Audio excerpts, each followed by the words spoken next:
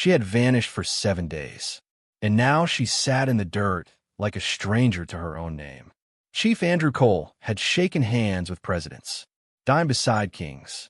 He had closed billion-dollar deals on rooftops that touched clouds and spoken on stages where the spotlight was hotter than the truth. But none of that prepared him for this, for the stillness, for the dust curling around his shoes, for the silence that screamed as he stood, frozen, in a forgotten village compound with peeling walls and a rusty gate barely hanging on its hinges. The black SUV had just stopped, its engine ticking in the heat. Dust hung thick in the air, refusing to settle. Behind him, his 2 personal guards stood at attention. Cooney and Musa, sharp-eyed, battle-trained, hands close to their weapons. But Andrew couldn't move. His eyes were locked on the figure in front of him. There, on a worn-out mat laid over cracked earth, sat a girl. Thin, weak, her head slightly bowed as if too heavy for her neck. Her clothes were stained and torn. Her arms hung loose by her sides. Her lips were cracked, skin pale beneath the sun, and her eyes lifeless, hollow, like something inside her had left without saying goodbye. His throat closed, because it was her, Juliana, his daughter, the same daughter who had disappeared 7 days ago without a word, whose face had haunted every dream, whose posters covered half of Lagos, whose name he had whispered into every silence, hoping to hear something back. He had feared the worst. Now he was looking at it. "Sir, is that her?" one of the guards whispered. But Andrew didn't answer. His legs moved on their own. He walked fast, then broke into a run, the heat smacking his face, shoes kicking sand. He dropped to his knees in front of her so hard that the guards flinched. "Juliana," he whispered, voice cracking. His hands trembled as he reached forward. The girl blinked, slowly. Then her eyes shifted, landing on him. Her lashes quivered. Her lips parted. "D," she breathed. It wasn't even a full word, just a ghost of one. But it broke something inside him. Tears welled in Andrew's eyes. The mask fell. The powerful man vanished. What remained was just a father, raw, terrified, and grateful beyond words. "Yes, it's me. It's Daddy. I'm here," he whispered, pulling her gently into his arms. She was too light. Her body sagged against his. She tried to raise her arms, but gave up halfway.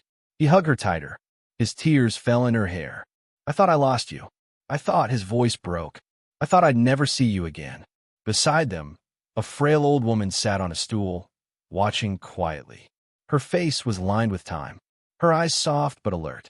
She held a plate of jollof rice with fish, a spoon halfway raised. "You are her father?" she asked slowly. Andrew nodded without looking away from Juliana. "Yes," he said hoarsely. "She's my daughter, my only child." The woman exhaled deeply. "My name is Olivia. People call me Mama Olivia. I live alone here." Andrew looked at her, really looked. Her wrapper was old and faded, her slippers worn thin. She had nothing, yet she had everything that mattered. She had saved his daughter. "How did she get here?" he asked, fear creeping back into his voice. "How did my daughter end up here?" Mama Olivia looked down, then up again. "I found her," she said. "Found her?" She nodded. "I was coming back from the market. That dusty road, near the main junction. I saw something by the side. It was her, lying there, still, like she had no breath left. People were walking past. Some looked. Most didn't." Andrew's stomach turned. She was breathing, barely. Dirty, bruised. "I touched her. She couldn't speak, so I did what I could. I called 2 boys to help. We carried her here. I cleaned her up, shared my food. I prayed." He swallowed hard. "How long has she been here?" 1 week. Since the day she disappeared. The exact number of days. 7 days missing. 7 nights of panic. 7 mornings of false hope. And his daughter had been lying in the dirt the entire time. "Why didn't you take her to the hospital?" he asked, then paused. Her face answered the question before her words did. "I have no phone," she said quietly. "The clinic was closed, and I have no money for what they would ask." Andrew looked down, his arms around his child, his hands shaking. A billionaire brought to his knees in a cracked compound. "I just couldn't leave her there," Mama Olivia continued. "Even though people said she was cursed, I couldn't walk past. Not again." Again, the old woman swallowed. I lost my child a long time ago. Since then, I've lived alone in this house. When I saw her lying there, something in me woke up. Juliana stirred, her voice like paper. They took everything, my files, my bag, the algorithm. Andrew's heart sank. He knew what she meant. Her project, the security algorithm her team had spent 2 years building. The one she had stored on a secure device. The one that could change global cybersecurity. And now it was gone. They dragged her out of a big car, Mama Olivia said softly. 2 men. One tall, one short with wide shoulders. They dropped her like garbage. I hid behind a tree. I heard them say, she better not wake up. If she remembers, we're finished. Andrew clenched his fists. Someone had wanted her silenced. Badly. This wasn't theft. It was sabotage. It was strategy. Did you see their faces? No. Caps covered them. They looked around. They didn't see me. If they had, maybe I'd be lying on that road too. Juliana's hand gripped his shirt weakly. Daddy, she whispered, they said if I survived, everything would be destroyed. He stared at her. What? She nodded slowly. They wanted to sell the code. They said I knew too much. The air grew heavy. Andrew didn't speak. Couldn't. His mind was spinning with names, motives, betrayal. Then came a knock. Loud. Sharp. Everyone froze. Another knock. Harder. Angry. Then a voice. Deep. Rough. Open this gate. We know she's inside. Juliana flinched in his arms. Her body tensed. Her lips moved. It's him, she said, barely audible. The tall one. Andrew stood slowly, lifting her with him. He nodded at his guards. Guns drawn, they moved into position. Madame Olivia clutched her stool like a shield. Her face was pale. The knocking didn't stop. Open this gate now, the voice boomed. No one moved. Andrew's heart thundered. His jaw tightened. Juliana buried her face in his shirt. Musa whispered, Sir, this is serious. We should leave. Now. But Andrew shook his head. No. They came for her. I need to know why. Madame Olivia stepped closer. Her voice trembled. That voice. I remember. It's the tall man. Outside, the knocking grew louder. Then footsteps. Slow. Measured. Stalking around the compound. They're checking the back, Musa whispered. The silence that followed was worse. The air stood still, listening. Then came the words that changed everything. If you don't open this gate, we will. The latch rattled. Juliana clung tighter. They said if I wake up, it's over. Andrew pressed his forehead to hers. I won't let them take you again. His voice cracked. His hands tightened. She was safe for now. But outside the gate, death was knocking. And it was growing impatient. The banging didn't stop. If anything, it grew louder. Each hit more desperate, more determined, like fists hammering a warning into steel. Andrew's arms tightened around Juliana, her breath shallow against his neck. She whimpered softly, her body shivering with a fear that clung to her like a second skin.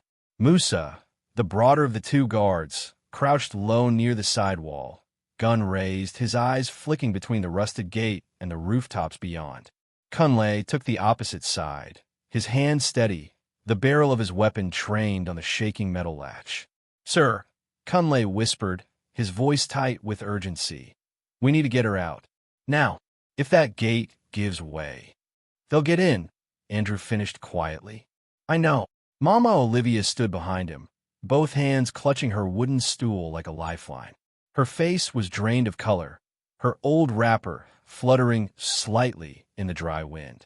Oh God, she whispered. They followed you here. I told the villagers. I told them you were coming. Andrew turned to her. You saved her life. This isn't your fault. But they saw the car, she said, trembling. That shiny black one. They must have followed it. They know she's here. Another crash slammed the gate. This time, something bent. A loud clang echoed across the compound. The latch jolted sideways. The gate didn't open, but it shifted just enough to make hearts stop. Juliana cried out, pressing herself into her father's chest. Andrew kissed her temple, whispering gently, It's all right. You're safe. I've got you. Except he wasn't sure that was true anymore. Outside, footsteps pounded back and forth. Voices shouted, muffled, angry male. Then silence. Silence again. Like wolves circling, waiting. Then came a voice. Calm. Measured. Too calm. If you don't open this gate, we will. Andrew's heart skipped. That voice, controlled, calculating, wasn't afraid. It was in charge. They're not leaving, Musa said grimly. We need a way out. Andrew looked around the small compound. The crumbling fence. The single gate. No rear exit. No security system. No backup. He had only 2 guards. A sick daughter. An old widow. And whatever courage he could summon. He ran a hand over Juliana's head. Her skin burned faintly with fever. She was conscious, but just barely. Her lips moved. Daddy, the files, the algorithm. I know, he whispered. They want it. That's why they came. Then, without warning, someone climbed the gate. Kunle saw the shadow first and fired a warning shot into the air. Bang! The figure dropped back with a yelp. Dust scattered into the sky. More angry voices rose behind the wall. And then, Andrew Cole, the voice boomed again. You think you can hide her from us? Bring her out now. The sound of his full name sent ice through his chest. They knew who he was. Not just her. Him. Sir, Musa said urgently. This is not a random gang. This is planned. Targeted. Andrew didn't need telling. He knew. This wasn't some petty street kidnapping. This was clean, surgical, and personal. They tracked us here, he murmured. This is a trap. Juliana stirred. They said, if I live, it would all collapse. Their plans. Andrew didn't ask what plans. He didn't need to. Whatever she'd built, whatever code, whatever encryption, someone wanted it buried. Buried deep. A rustling sound came from the side wall. Musa turned quickly. They're moving, flanking us. We can't stay here, Andrew said. There's no cover. That's when a new voice shouted. From outside the gate. Not commanding this time. Scared. Please, don't shoot. Kunle's aim snapped forward. Everyone turned. The gate creaked slowly. Just enough to reveal. A young man. Barefoot. Dust-covered. His hands in the air. I'm not with them, he shouted. Please. Kunle barked, stop. Identify yourself. My name is Adigan, the boy called out. I heard them in the bush. They're planning something. I came to warn you. Everyone froze. Andrew narrowed his eyes. You came to warn us? Yes, sir, the boy said breathlessly. They were asking around. Describing a girl. Said she was weak, carried by a man in a black car. I knew it was her. From the posters. I didn't know what to do, so I came. The boy's chest heaved. He looked terrified and honest. Kunle glanced at Andrew. Andrew nodded. Let him in, he said quietly. The gate creaked again. The boy slipped through, sweating and wide-eyed. He looked like he'd run for miles. I didn't think I'd make it, Adigan panted. They're coming. All sides. They said they need her before sunset. What? Andrew asked sharply. Adigan looked down. They said if she wakes up and talks, everything is over. They kept saying it, over and over. Juliana gasped. Daddy, please, they'll kill us. No, Andrew said. No, they won't. He turned to his guards. Is the SUV ready? Kunle nodded. But if they block the gate, there's no path out. There has to be another way, Andrew said. Then Adigan raised his hand. There is, he said quickly. There's a narrow path behind the compound, between the fence and the next house. It leads to the back street. Kunle's eyes lit up. That could work. Musa frowned. Unless they're watching it too.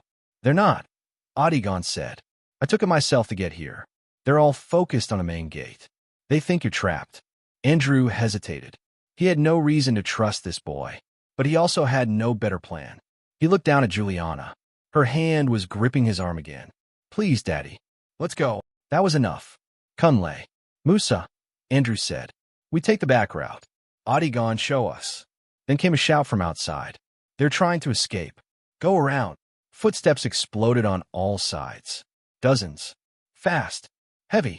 Musa raised his gun. Kunle did too. Adigan shouted, run.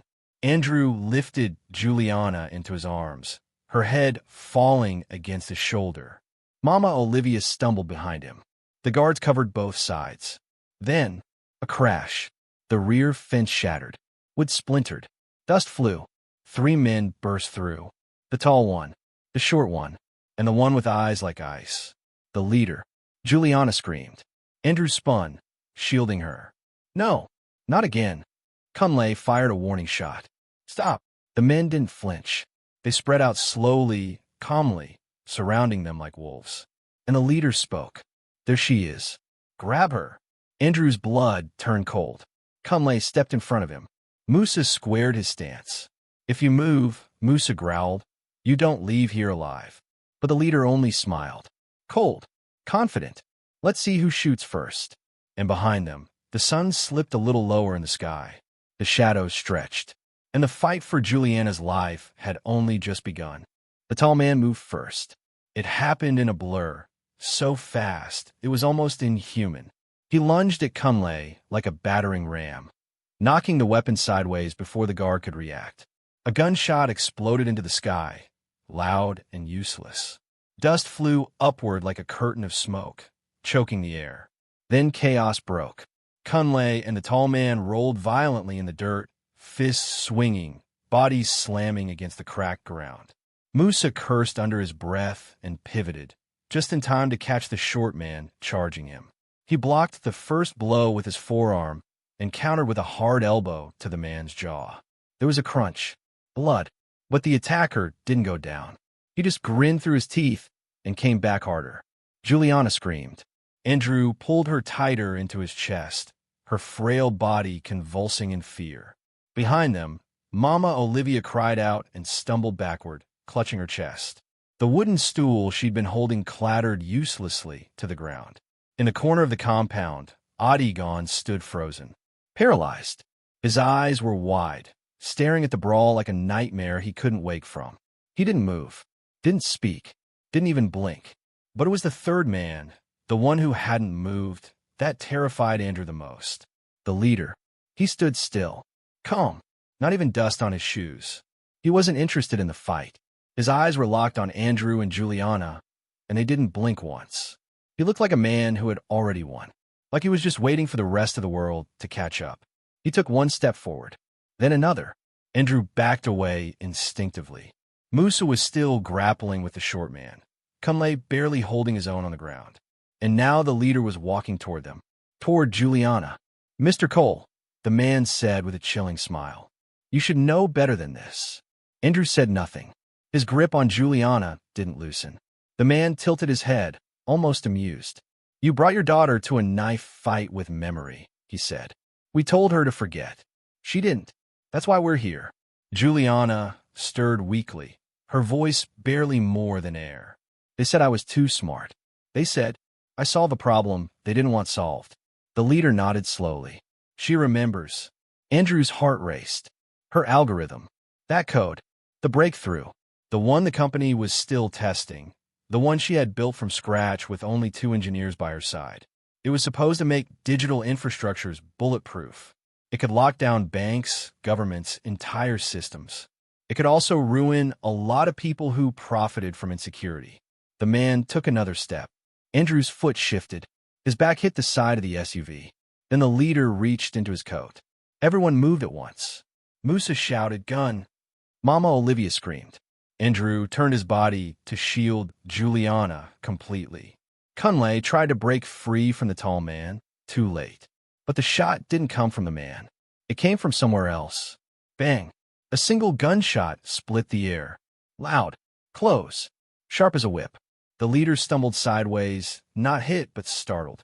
Dust kicked up at his feet. He turned fast, shocked. Everyone did. And there, at the broken fence, 5 armed police officers burst through, weapons raised, shields up. A 6th followed behind, taller, commanding, barking orders. A police truck roared behind them, tires skidding in the dirt. The kidnappers froze. Musa blinked, stunned. Kunle stopped mid-struggle. Andrew stared in disbelief. Then the officer shouted, "Mr. Cole, we got your emergency alert." Andrew shook his head. "I didn't send one." The officer pointed. Andrew turned. And there, still trembling, holding a battered old phone, stood Adigon. "I did," the boy said, breathless. "When I saw the men in the bush, I used my cousin's phone. I wasn't sure it would work, but I had to try." Andrew looked at him like he was seeing him for the first time. This barefoot stranger. This boy with dust in his hair and fear in his eyes. He had saved all of them.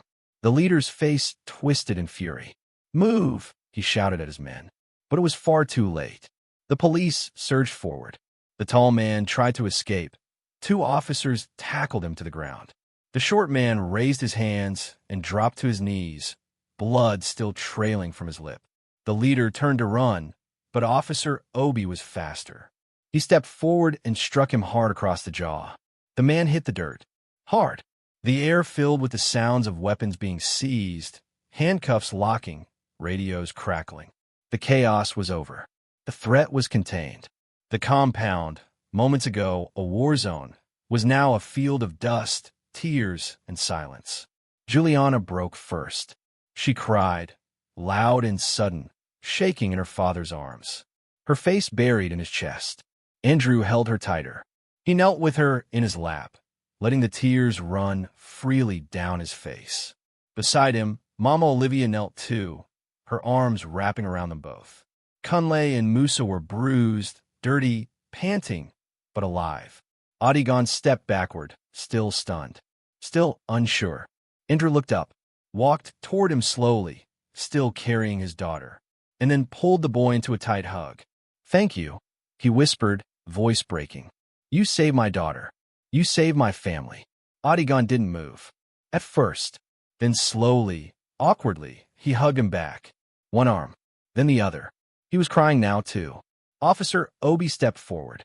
"Sir," he said gently, "we'll take them to the station.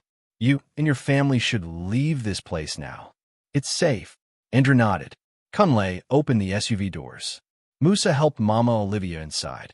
Adigan stepped back again, uncertain. "I'll stay here," he said quietly. "I know I don't belong with you." Andrew turned sharply. "Adigan," he said, "you're coming with us." The boy blinked. "Me? You saved my daughter. That makes you family." Adigan opened his mouth, closed it, then nodded slowly. He got in the SUV. Andrew looked back one last time at the compound, the broken fence, the blood in the dust, the stool lying on its side. And then he whispered, "Let's go home." The SUV roared to life. It rolled forward, away from danger, away from fear, toward healing, toward something new. The hospital smelled like bleach and prayers. Andrew Cole sat beside his daughter's bed in a white room that didn't care who he was. Billionaire or beggar, grief looked the same in fluorescent light. His hand wrapped around Juliana's, watching the slow rise and fall of her chest, listening to the soft beeps of the heart monitor that told him she was still here, still fighting. His other hand trembled, not from fear anymore, but from release. The pressure had lifted, but not the weight. The fear had passed, but the ache had not. Across from him, Mama Olivia sat quietly, her back straight despite the hard plastic chair, her fingers laced over her lap. She hadn't said a word in over an hour, but she hadn't left. She wouldn't. Her presence spoke for her. Adigan stood near the door. His clothes were still dusty, his shoes worn through at the toes. He didn't know where to put his hands, or his eyes, or his gratitude. But he stayed, silent, unmoving. No one asked him to leave. That silence was the beginning of something new. It was early morning when Juliana stirred. Her lashes fluttered. Her lips cracked slightly. "Dad," she whispered. Andrew leaned in so fast, the chair groaned beneath him. "I'm here," he said quickly. "I'm here, baby girl." She blinked slowly, her vision adjusting to the light, the wires. "Did we make it?" she asked. Andrew laughed, half sob, half joy. "We made it." Mama Olivia leaned closer, her face softening. "You came back, my child," she said gently. Juliana turned her head, slowly, painfully, and saw her. Her lips curved into a small, tired smile. "You stayed with me. I couldn't leave you," Olivia whispered. Juliana reached for her hand with trembling fingers. "You kept me alive." Mama Olivia's throat caught. Her other hand came over Juliana's gently. Andrew stood and turned away, wiping his eyes with his sleeve, breathing hard. He had been holding everything in for too long. Later that day, when the doctors declared Juliana stable and recovering, Andrew did something no one expected. He drove them back to the village. Not because he had to, because there was one last thing to do. The SUV turned slowly onto the dirt path, the same one that had nearly become Juliana's grave. It rolled to a stop in front of the compound, silent, empty now, the gate still broken, the fence leaning like a tired old man. The mat was gone. The dust still remembered. Andrew stepped out. He looked at the peeling walls of the bungalow, the crooked roof, the memory of fear still lingering in the air. Then he turned to Olivia. "Pack your things," he said simply. She blinked. "Sorry." "You heard me," he said gently this time. "You're not sleeping in this house another night." Olivia looked down at her slippers. "But, sir, you carried my daughter when no one would. You fed her with the little you had. You saved her life. That makes you family." His voice cracked as he added, "You are her grandmother now. You're my mother now." Mama Olivia stared at him. At this man, this billionaire in clean shoes and pressed linen, offering her a home not out of pity, but honor. Tears filled her eyes. "No one has ever said anything like that to me," she whispered. Juliana stepped out of the car and took her hand.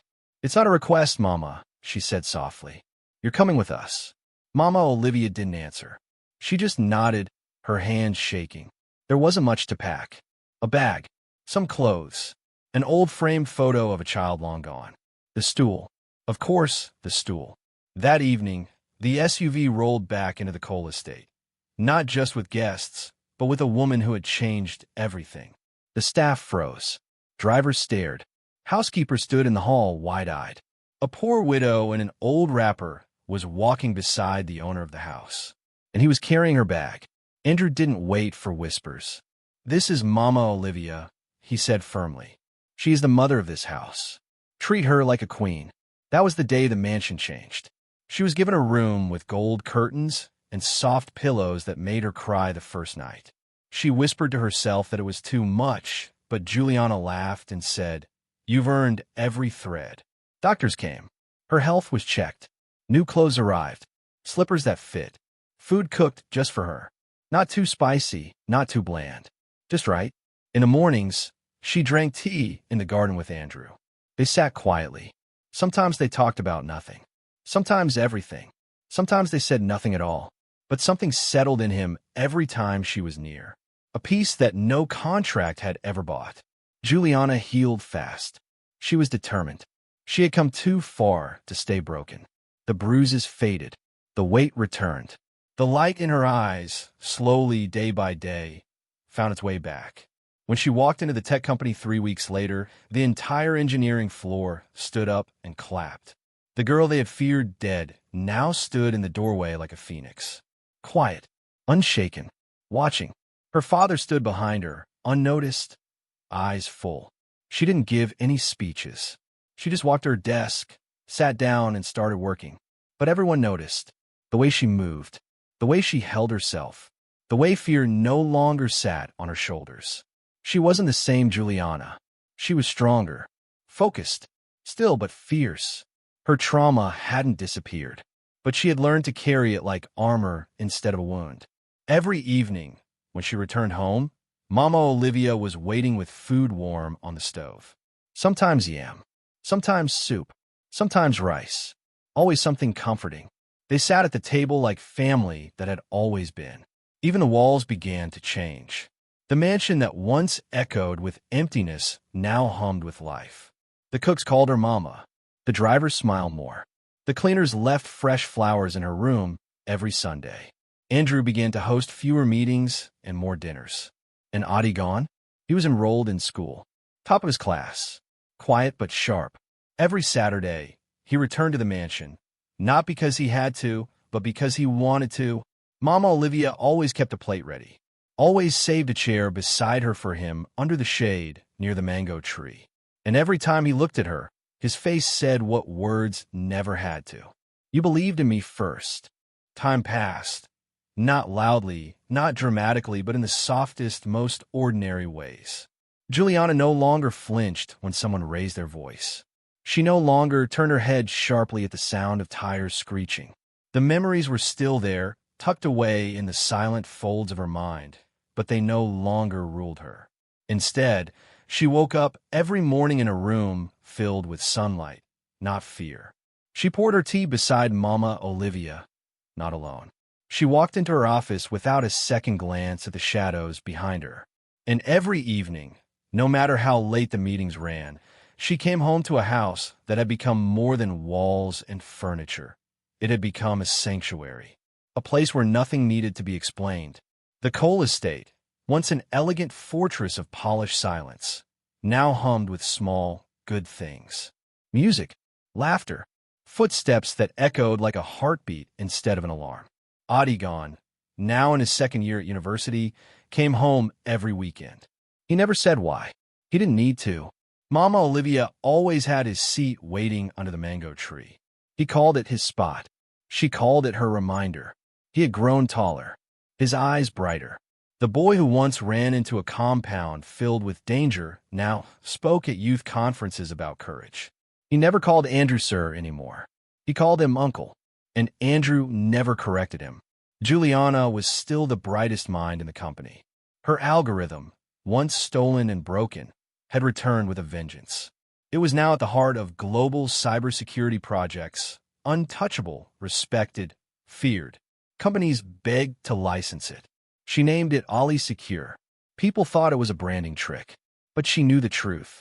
It was for Olivia, the woman who had knelt beside her in the dirt, who had fed her spoon by spoon, who had kept her warm when the world had left her cold. That's what healing looked like now, built into code, into systems, into every layer of her life. But there was still something else, something new. One Sunday afternoon, Juliana walked into the living room holding someone's hand. A man, not flashy, not loud. His name was Nelson. He ran a nonprofit tech hub for kids in the inner city. Most of his students didn't own phones. Some didn't even own shoes. But he taught them to code with patience and fire. Juliana had met him at a panel she didn't want to attend. He asked her one thoughtful question. She answered it for an hour, and then another. Mama Olivia liked him the moment she saw him. Your eyes are quiet, she told him. That's good. Loud eyes don't know how to love. Nelson laughed awkwardly. Juliana turned red. Andrew watched him closely over the following weeks. He didn't interrogate him. He didn't pull files or dig through histories. He simply observed how Nelson carried conversations, not just himself, how he waited while others spoke, how he touched Juliana's back gently when she seemed tired. And when Nelson asked to speak privately with Andrew one afternoon, he knew what was coming. He didn't make the boy suffer. He nodded. Yes, he said simply. Make her happy. That's all I want. The wedding was quiet in its planning, but magnificent in its soul. The garden behind the mansion was transformed. Arches of soft gold, pale roses lining the walkway, lanterns hanging from trees like glowing fruit, chairs arranged in perfect rows, guests arriving in whispers, curious. People assumed Chief Andrew would walk his daughter down the aisle. But when the music began and the guests turned, they didn't see Andrew. They saw Juliana, walking down the aisle, holding the hand of a woman in a deep blue wrapper, gold earrings, and soft shoes. Mama Olivia. Gasps echoed softly across the crowd, but no one moved. Juliana walked slowly, eyes locked ahead, her steps steady. Mama Olivia matched her stride, her hand wrapped gently around the younger woman's arm, her back straight like royalty. At the altar, Andrew stood waiting. He had never looked prouder or smaller. He wiped his eyes openly, unashamed. The daughter he had once thought lost was glowing, whole. And beside her was the woman who had kept her alive with nothing more than kindness, rice, and hope. When the pastor asked, "Who gives this bride?" it wasn't Andrew who answered. It was Mama Olivia. "I do," she said clearly, proudly, without hesitation. The guests stood. Some wiped their eyes. Others just smiled. And in that moment, no one remembered how little Olivia had, only what she gave. The reception felt like a family reunion more than a party. Children ran across the grass.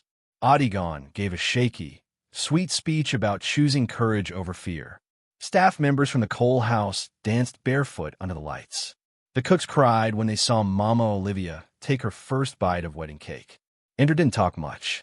He just watched his daughter laugh with her husband, watched Olivia receive hugs from strangers, watched the mansion transform again, not with renovations, but with stories. After the wedding, Juliana and Nelson moved into a quiet, solar-powered home not far from the city, with a vegetable garden in the back and 2 laptops always open on the table. They started a foundation. They hired Adigan part-time. They built, they taught, they dreamed out loud. Andrew continued running his company, but less obsessively now. He no longer feared the silence. In fact, he sought it. In morning tea with Mama Olivia, under the mango trees, or in walks through the hallways that once echoed only his footsteps. And Mama Olivia? She never returned to the village. Not even once. Her room in the mansion stayed just as she liked it. Sunlight in the morning, prayer mat by the window, a stool beside the wardrobe. Yes, she brought the stool. She said it reminded her of why she chose to stop walking that day by the road. Why she chose to kneel. She didn't need the reminder. But sometimes the world does. She didn't save Juliana to be remembered, but everyone remembered anyway. She didn't rescue a girl to become a queen, but she ruled the house in quiet, steady love. She didn't expect to find family, but she was the heart of one now. And in the deep hush of the evening, long after the lights were off and the voices faded, Mama Olivia would sit by her window, her hand resting lightly on that old wooden stool, and whisper a prayer with no words. She had lost a child once, but now she had a daughter, a granddaughter, a son, a house filled with laughter, and a world that, for once, felt soft.